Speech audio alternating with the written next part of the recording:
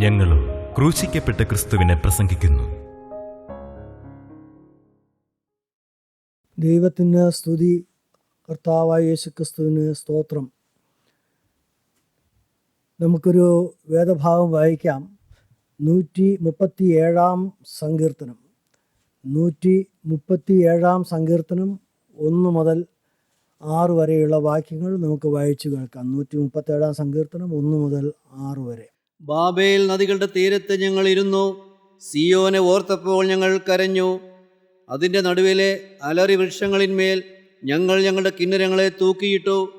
ഞങ്ങളെ ബദ്ധരാക്കിക്കൊണ്ടുപോയവർ സിയോൻ ഗീതങ്ങളിൽ ഒന്ന് ചൊല്ലുവീനെന്ന് പറഞ്ഞ് ഗീതങ്ങളെയും ഞങ്ങളെ പീഡിപ്പിച്ചവർ സന്തോഷത്തെയും ഞങ്ങളോട് ചോദിച്ചു.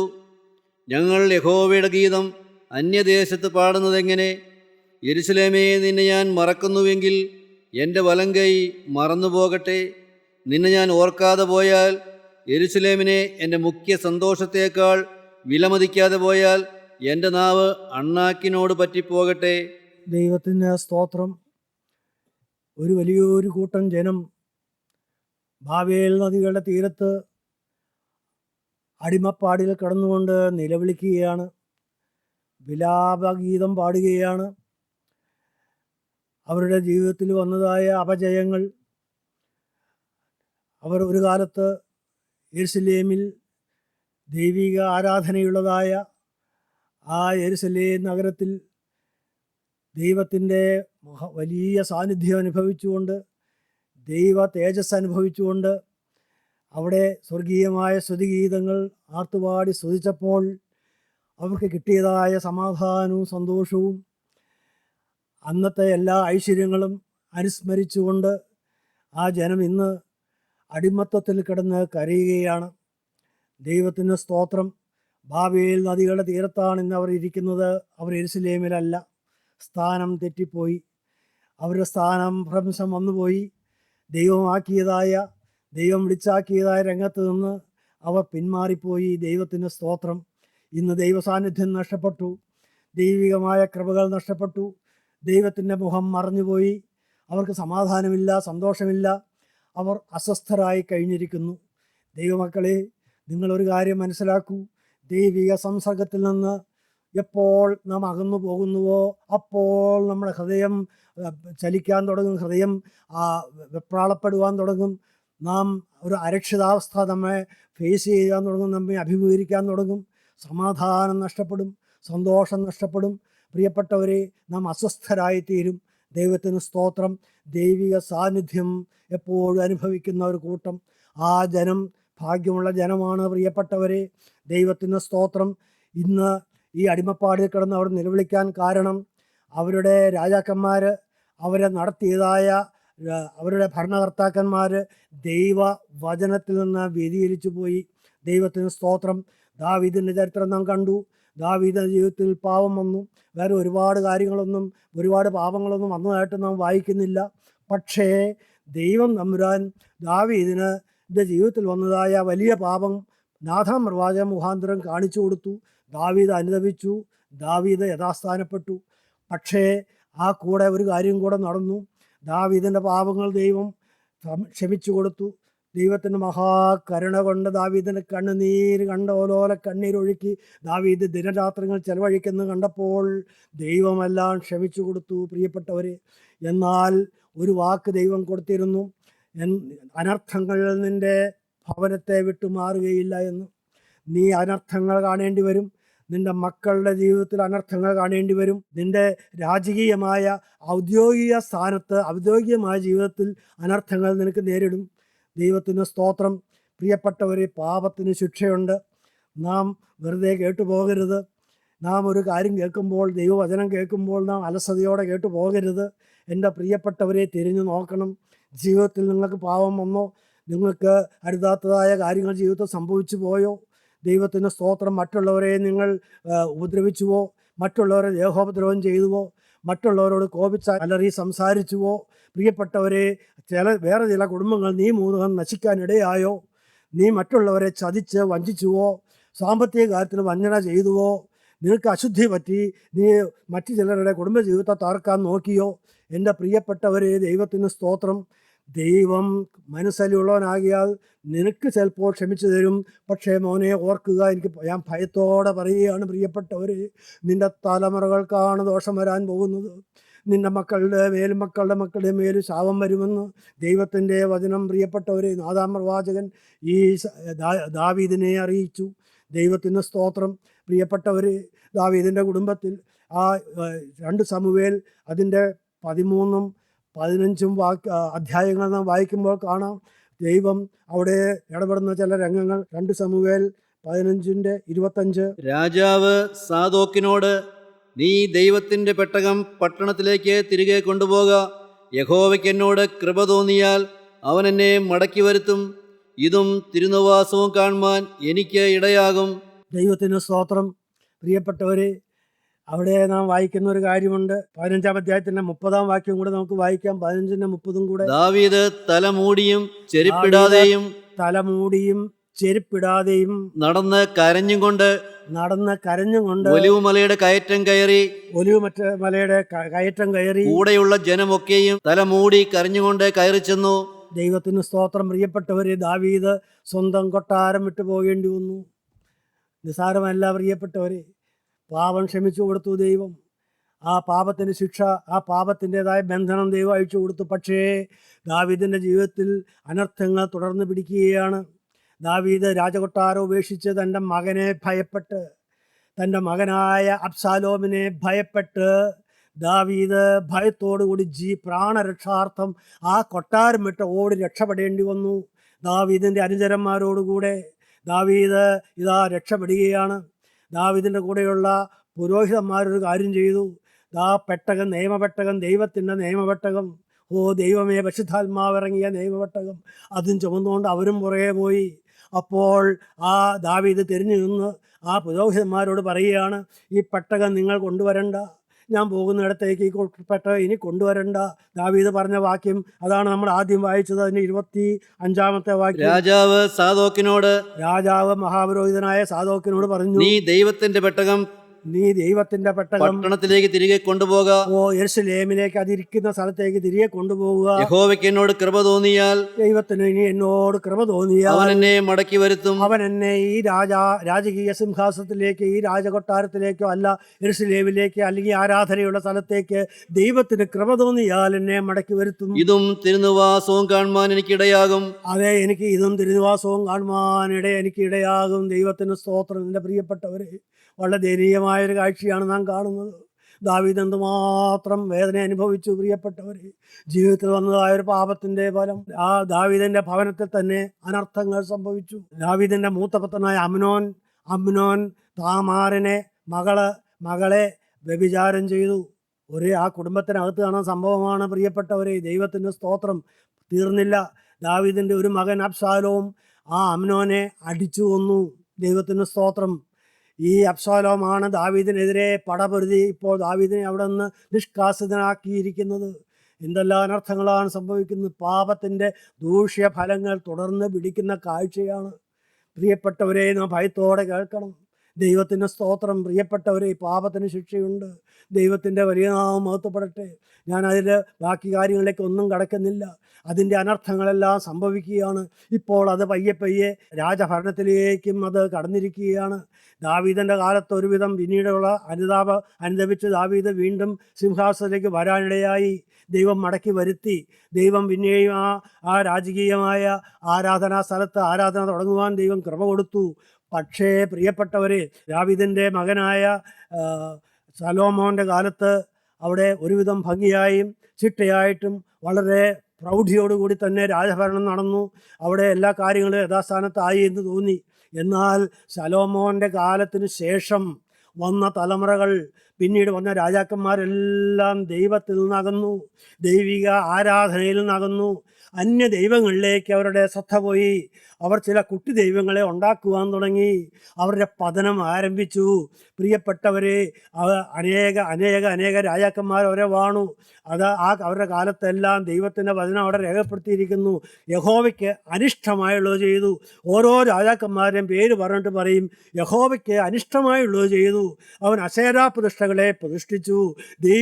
സത്യദൈവത്തെ മാറ്റി നിർത്തിയിട്ട് അശേര പ്രതിഷ്ഠകളെയും മറ്റ് അന്യ ദൈവങ്ങളിലേക്ക് ആരാധന പോയി. പ്രിയപ്പെട്ടവരെ, ദേശം നാമാവശേഷമായി, സമാധാനം നഷ്ടപ്പെട്ടു, ശത്രു കയറി ആക്രമിക്കാൻ തുടങ്ങി, ദേശത്തിൻ്റെ ഭദ്രത നഷ്ടപ്പെട്ടു, ദേശത്തിൻ്റെ സെക്യൂരിറ്റി നഷ്ടപ്പെട്ടു, ദേശം നാമാവശേഷമാകാൻ തുടങ്ങി, ചുറ്റുമുള്ള ശത്രുക്കളെല്ലാം വന്ന് ആക്രമിക്കുവാൻ തുടങ്ങി. ദൈവത്തിൻ്റെ വലിയ നാമം മഹത്വപ്പെടട്ടെ.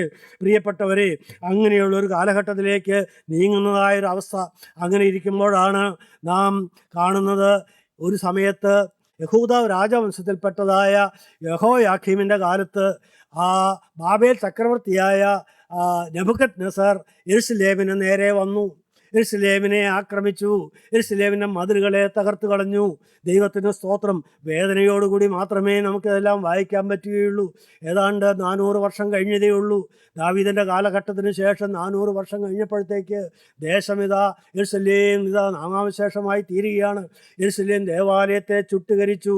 ദൈവത്തിന് സ്തോത്രം. എൻ്റെ പ്രിയപ്പെട്ടവരെ, ബാബിലോണിയൻ ചക്രവർത്തിമാർ വന്ന് യെരുശലേം ദേവാലയത്തെ ചുട്ടുകളഞ്ഞു. രാജകൊട്ടാരം ചുട്ടുകളഞ്ഞു. വിലപ്പെട്ട വസ്തുക്കൾ ദേവാലയത്തിലിരുന്നതും രാജകൊട്ടാരത്തിലിരുന്നതും എല്ലാം ശത്രു അപഹരിച്ചു കൊണ്ടുപോയി. അവർ ബാബേൽ സംസ്ഥാനത്തിലേക്ക് അതെല്ലാം കൊണ്ടുപോയി. മാത്രമല്ല, ആ രാജകൊട്ടാരത്തിലുള്ളവരെയും രാജാവിനെയും ബന്ധിച്ച് അവർ ബാബേലിലേക്ക് കൊണ്ടുപോയി, ബാബേൽ സംസ്ഥാനത്തിലേക്ക് കൊണ്ടുപോയി. പ്രിയപ്പെട്ടവരെ, അനേകം ജനങ്ങളെയും വിളിച്ച് അടിമകളാക്കി കൊണ്ടുപോയി. വളരെ ചുരുക്കം ചിലരെ മാത്രം അവിടെ അവശേഷിപ്പിച്ചു. ദൈവത്തിന് സ്തോത്രം. അങ്ങനെ യെരുശലേം നാമാവശേഷമായി. ദാവീദ് പ്രാർത്ഥിച്ചു, യെരുശലേമിൻ്റെ മതിലുകളെ പണിയണമേ എന്ന് പ്രാർത്ഥിച്ചു. പ്രിയപ്പെട്ടവരെ, എന്നാൽ ദാവീദിൻ്റെ കാലത്ത് പിന്നീട് ദൈവം സംരക്ഷണം കൊടുത്തു. എന്നാൽ അതിനുശേഷം ദാവീദിൻ്റെ അനന്തര തലമുറകളിൽപ്പെട്ടവർ ദൈവത്തെ മറന്ന്, സത്യദൈവത്തെ മറന്ന് അന്യദൈവങ്ങളിലേക്ക് ആരാധന പോയപ്പോൾ, അന്യദൈവങ്ങളിലേക്ക് അവരുടെ ഹൃദയം ചാഞ്ഞു പോയപ്പോൾ, ഹൃദയം ശുദ്ധമല്ലാതെ ആയപ്പോൾ, ഹൃദയത്തിൽ മലിനത വന്നപ്പോൾ, ഹൃദയത്തിൽ പിശാച് കയറിയപ്പോൾ, പ്രിയപ്പെട്ടവരെ, രാജ്യം നാമാവശേഷമായി. ആരാധന മുടങ്ങി. ഇപ്പോൾ ബാബേൽ സംസ്ഥാനത്ത് ആ ജനം ഇരുന്നു കൊണ്ട് നെടുവീർപ്പിട്ട് കരയുകയാണ്. ദൈവത്തിന് സ്തോത്രം. ദൈവത്തിൻ്റെ വലിയ നാമം മഹത്വപ്പെടട്ടെ. നെഹമ്യാവിൻ്റെ പുസ്തകം 2-ാം അധ്യായത്തിൻ്റെ 3-ാം വാക്യം നമുക്ക് വായിക്കാം. 2-ാം അധ്യായത്തിൻ്റെ 3-ാമത്തെ വാക്യം. നെഹമ്യാവിൻ്റെ കാലത്ത്, പ്രിയപ്പെട്ടവരെ, ഈ ബാബിലോൺ സംസ്ഥാനത്ത് അടിമപ്പാടിലിരിക്കുമ്പോൾ ഈ നെഹമ്യാവ് പറയുന്നതായൊരു വാക്യം, ഒരു വചനം നമുക്ക് കേൾക്കാം. അപ്പോൾ ഞാൻ ഏറ്റവും ഭയപ്പെട്ടു രാജാവിനോട്, രാജാവ് ദീർഘായുസ്സായിരിക്കട്ടെ, എൻ്റെ പിതാക്കന്മാരുടെ കല്ലറകളുള്ള പട്ടണം ശൂന്യമായും അതിൻ്റെ വാതിലുകൾ തീ കൊണ്ട് വെന്തും കിടക്കെ എൻ്റെ മുഖം വാടാതെ ഇരിക്കുന്നത് എങ്ങനെ എന്ന് പറഞ്ഞു. ദൈവത്തിന് സ്തോത്രം. പ്രിയപ്പെട്ടവരെ, നെഹമ്യാവ് അന്ന് ഈ അടിമകളായി കൊണ്ടുപോയവരുടെ കൂട്ടത്തിൽ ബാബിലോണിൽ രാജാവിന് പാനപാത്രവാഹകനായിട്ട് അവിടെ ജോലി ചെയ്യുകയാണ്. അർത്ഥസഷ്ടാ രാജാവിൻ്റെ കാലത്ത് നെഹമ്യാവ് അവിടെ രാജാവിൻ്റെ കൊട്ടാരത്തിൽ പാനപാത്രവാഹകനാണ്. രാജാവിന് വീഞ്ഞെടുത്ത് വിളമ്പി കൊടുക്കുന്നു. ദൈവത്തിന് സ്തോത്രം. അങ്ങനെ വീഞ്ഞ് വിളമ്പി കൊടുക്കുമ്പോൾ ഈ രാജാവ്, അർത്ഥസഷ്ടാ രാജാവ് ഈ നെഹമ്യാവിനെ ശ്രദ്ധിച്ചു. നെഹമ്യാവോട് ചോദിച്ചു, നെഹമ്യാവേ, എന്താ നിൻ്റെ മുഖം ഇന്ന് വാടിയിരിക്കുന്നത്? സാധാരണ നിൻ്റെ മുഖം നല്ല പ്രസന്നമായിരിക്കുന്നതാണല്ലോ, ഇന്നെന്താ നിൻ്റെ മുഖം വാടിയിരിക്കുന്നത്? അപ്പോൾ നെഹമ്യാവ് പറയുന്നതായ ഒരു വാക്യമാണ്, ഒരു വചനമാണ്. പ്രിയപ്പെട്ടവരെ, ദൈവത്തിന് സ്തോത്രം. മഹാരാജാവേ, എൻ്റെ മുഖം വാടാതിരിക്കുന്നത് എങ്ങനെയാണ്? ഞാൻ ജീവിച്ച് ദൈവത്തെ ആരാധിച്ചു വന്നതായ ആ പട്ടണം ശൂന്യമായി പോയല്ലോ. ഞാൻ ആരാധിച്ചു വന്ന ദേവാലയം ചുട്ടുകരിച്ചു കിടക്കുന്നല്ലോ. പിന്നെ എൻ്റെ മുഖം വാടാതിരിക്കുന്നത് എങ്ങനെ? എനിക്ക് ആരാധന നഷ്ടപ്പെട്ടല്ലോ. എൻ്റെ ഹൃദയത്തിൽ സന്തോഷമില്ലല്ലോ. എൻ്റെ ദൈവം എന്നിൽ നിന്ന് മാറിപ്പോയല്ലോ. ദൈവത്തിൻ്റെ ആത്മാവ് മാറിപ്പോയല്ലോ. എൻ്റെ പ്രിയപ്പെട്ടവരും അനേകം എൻ്റെ രക്തത്തിലുള്ളവരും രക്തബന്ധത്തിലുള്ളവരും നാശത്തിലേക്ക് പോയിക്കൊണ്ടിരിക്കുമ്പോൾ, സത്യദൈവത്തിലുള്ള ആരാധന നഷ്ടപ്പെട്ട് ദേശം മുടിഞ്ഞുകൊണ്ടിരിക്കുമ്പോൾ ഞാൻ എങ്ങനെ സന്തോഷിക്കും? ദൈവത്തിൻ്റെ സ്തോത്രം. ഒന്നുകൂടെ വായിക്കാം നമുക്ക് ആ വാക്യം. അപ്പോൾ ഞാൻ ഏറ്റവും ഭയപ്പെട്ടു രാജാവിനോട്, രാജാവ് ദീർഘായുസ്സായിരിക്കട്ടെ, എൻ്റെ പിതാക്കന്മാരുടെ കല്ലറകളുള്ള പട്ടണം ശൂന്യമായും അതിന്റെ വാതിലുകൾ തീ കൊണ്ട് വെന്തും കിടക്കെ കിടക്കെ എൻ്റെ മുഖം വാടാതെ ഇരിക്കുന്നത് എങ്ങനെ എന്ന് പറഞ്ഞു. ദൈവത്തിന്റെ സ്തോത്രം. വീണ്ടും 17-ാം വാക്യം. അനന്തരം ഞാൻ അവരോട്, യെരുശലേം ശൂന്യമായും അതിന്റെ വാതിലുകൾ തീ കൊണ്ട് വെന്തും കിടക്കുന്നതായി നാം അകപ്പെട്ടിരിക്കുന്ന ഈ അനർത്ഥം നിങ്ങൾ കാണുന്നുവല്ലോ. അന്ന് ആത്മാർത്ഥതയുള്ളതായ ഒരു കൂട്ടം ദൈവജനം അവിടെ ഉണ്ടായിരുന്നു, കണ്ണീരൊഴുക്കാനായിട്ട്. ആ വിട്ടുപോകുന്നതായ യെരുശലേം നഗരത്തെ ഓർത്ത് കരയുവാൻ അവരെല്ലാവരും ഉണ്ടായിരുന്നു. ഒന്നിച്ച് പ്രാർത്ഥിക്കുവാൻ ഒരു കൂട്ടം ദൈവമക്കൾ ഉണ്ടായിരുന്നു. ദൈവത്തിന് സ്തോത്ര ആത്മാർത്ഥതയുള്ള ഒരു കൂട്ടം ദൈവമക്കൾ ഉണ്ടായിരുന്നു. അന്ന് അവർ ഒന്നിച്ച് കരഞ്ഞു. ദൈവത്തിന് സ്തോത്രം. പ്രിയപ്പെട്ടവരെ, അതുകൊണ്ട് ദൈവം പ്രവർത്തിക്കാൻ തുടങ്ങി. ദൈവം തൻ്റെ ജനത്തോട് മനസ്സറിയാൻ തുടങ്ങി. അങ്ങനെ ഈ അർത്ഥസഷ്ടാ രാജാവും ഈ നെഹെമ്യാവിനെ അനുവദിച്ചു. നീ പോയി ആ സംസ്ഥാനത്ത് ചെന്ന് നിൻ്റെ യഹോവയുടെ പെട്ടകം, നിൻ്റെ യഹോവയുടെ ആലയം നീ ചെന്ന് പണിയുവാൻ നിൻ്റെ ജനത്തെ ഉത്സാഹിപ്പിച്ച് നീ പൊയ്ക്കോളൂ.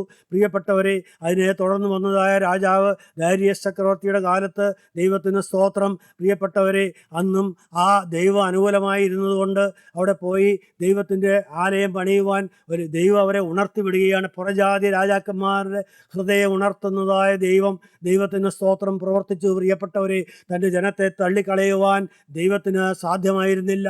ദൈവത്തിന് സ്തോത്രം. ദൈവം അവിടെ പ്രവർത്തിക്കുകയാണ്. അന്ന് അവരെല്ലാവരും കൂടെ വന്നു. നെഹെമ്യാവ് വന്നു കഴിഞ്ഞപ്പോൾ നെഹെമ്യാവ് അന്ന് ആ ജനത്തോട് പറയുകയാണ്. അവിടെ അവശേഷിച്ചിരുന്ന യെരുശലേമിൽ ഇരുന്ന ജനത്തോട് നെഹെമ്യാവ് പറയുന്ന വാക്കാണ് നാം വായിച്ചു കേട്ടത്. ആ വാക്യം 17-ാം വാക്യം ഒന്നുകൂടെ നമുക്ക് വായിക്കാം. അനന്തരം ഞാൻ അവരോട്, യെരുശലേം ശൂന്യമായും അതിൻ്റെ വാതിലുകൾ തീ കൊണ്ട് വെന്തും കിടക്കുന്നതായി നാം അകപ്പെട്ടിരിക്കുന്ന ഈ അനർത്ഥം നിങ്ങൾ കാണുന്നുവല്ലോ. നിങ്ങൾ ഈ അനർത്ഥം കാണുന്നില്ലേ ദൈവമക്കളെ? നാം അകപ്പെട്ടിരിക്കുന്ന വലിയൊരു അനർത്ഥമാണ്. നമ്മുടെ ദേവാലയം ഇടിഞ്ഞു പൊളിഞ്ഞു കിടക്കുന്നു. എന്താണ് അതിൻ്റെ അർത്ഥം? ദേവാലയം എന്ന് പറയുന്നത് പള്ളിയല്ല പ്രിയപ്പെട്ടവരെ.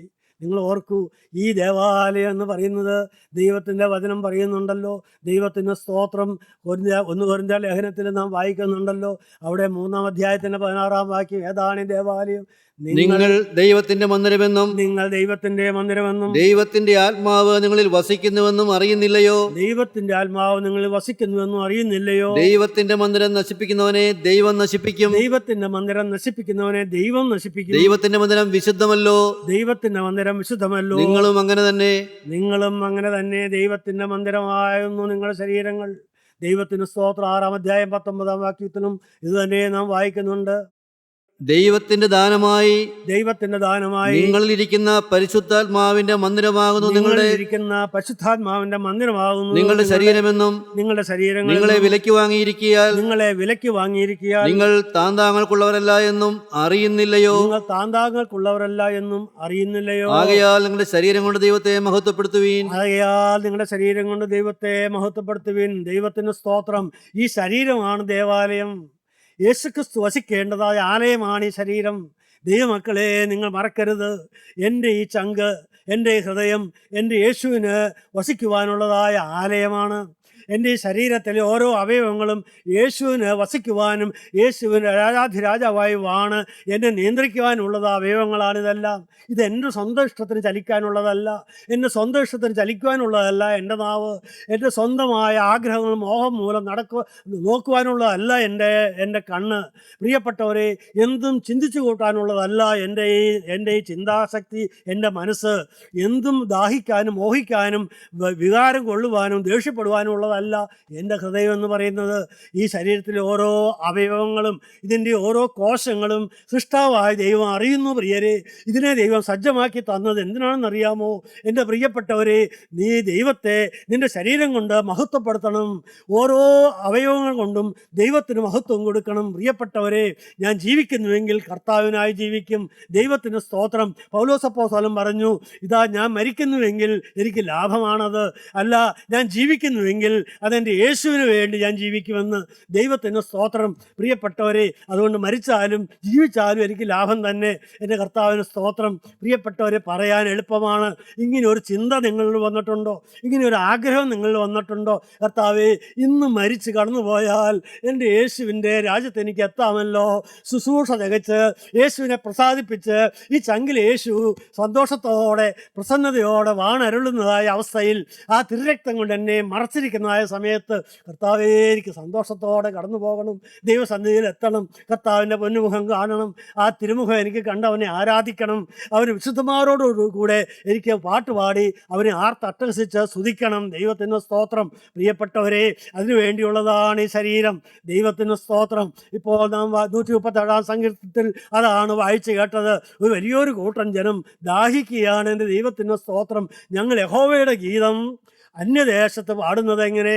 ഞങ്ങൾ യഹോവയുടെ ഗീതം അന്യദേശത്ത് പാടുന്നത് എങ്ങനെ? ദൈവത്തിന് സ്തോത്രം, ദൈവത്തിന് സ്തോത്രം. പ്രിയപ്പെട്ടവരെ, എൻ്റെ കർത്താവിൻ്റെ വലിയ നാമം മഹത്വപ്പെടട്ടെ.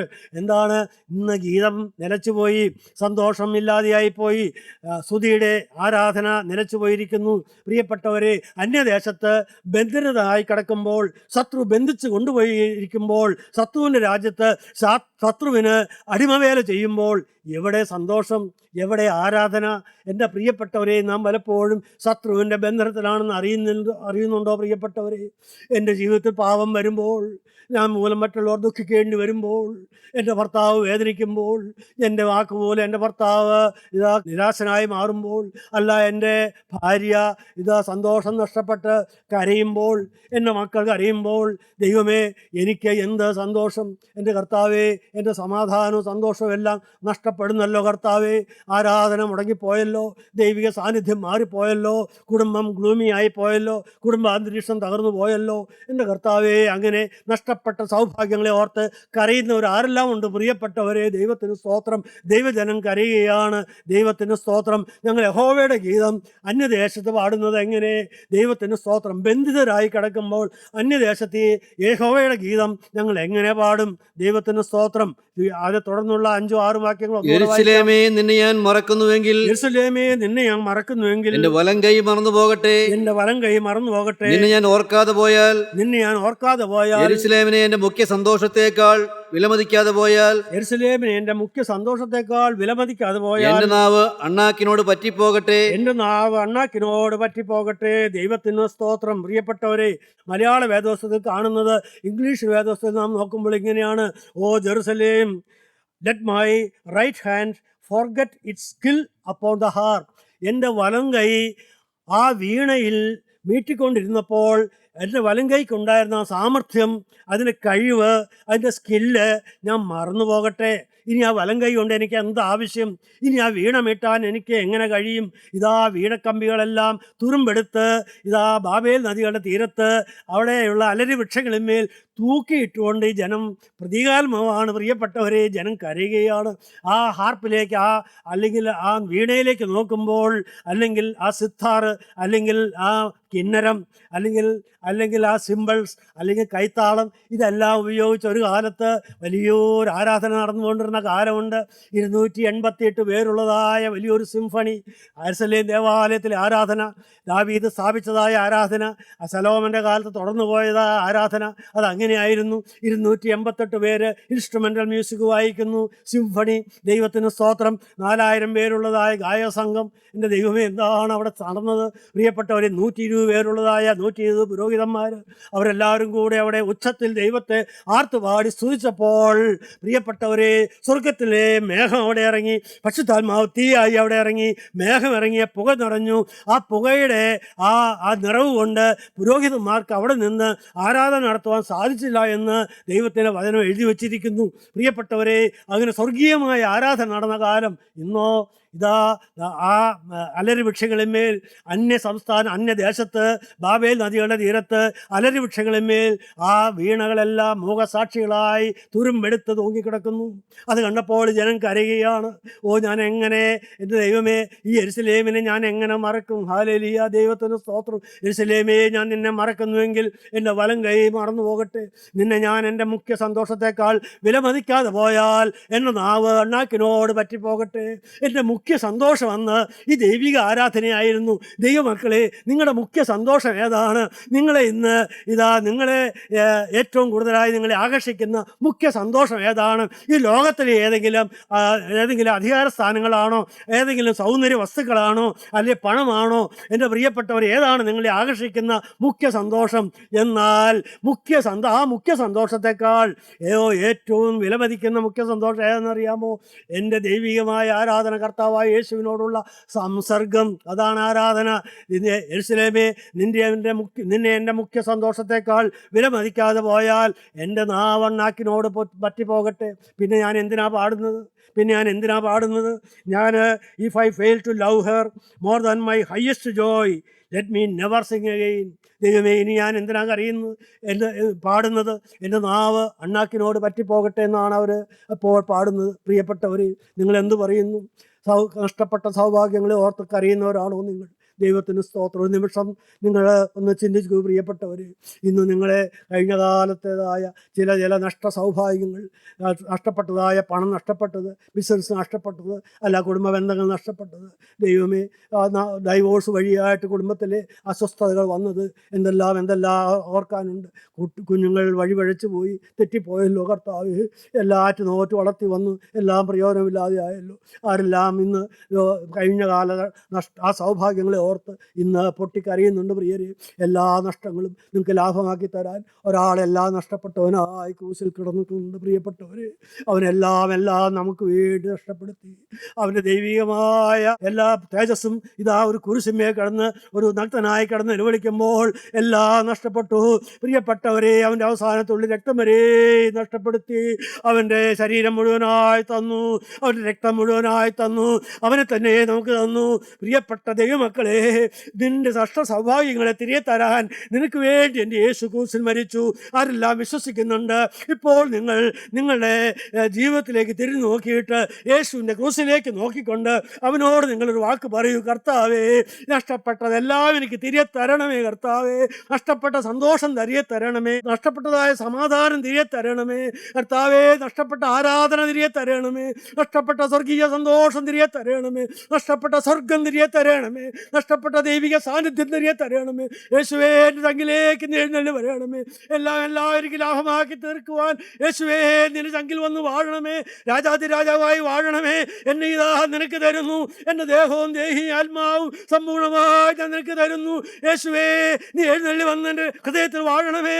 ഇതാ എൻ്റെ ജീവിതം നിനക്കായി തരുന്നു. എന്നെ തന്നെ നിനക്ക് തരുന്നു. യേശുവേ, മനസ്സലിഞ്ഞ് എന്നെ അനുഗ്രഹിക്കണമേ. ആണിപ്പാളുടെ കരം ഞങ്ങളെ ശിരസിൽ വെച്ച് അനുഗ്രഹിക്കണമേ. ഈ വചനം കേട്ട ഓരോ മക്കളുടെ മേൽ ആ തൃക്കരം വെക്കണമേ. തിരുരക്തം പുരട്ടണമേ. എല്ലാ നഷ്ടങ്ങളും ലാഭമാക്കി തരണമേ. യേശുവേ, നീ ഞങ്ങളുടെ ഹൃദയത്തിൽ വന്ന് വാഴണമേ. യേശുവിൻ്റെ അതിപരിശുദ്ധമായ നാമത്തിൽ തന്നെ.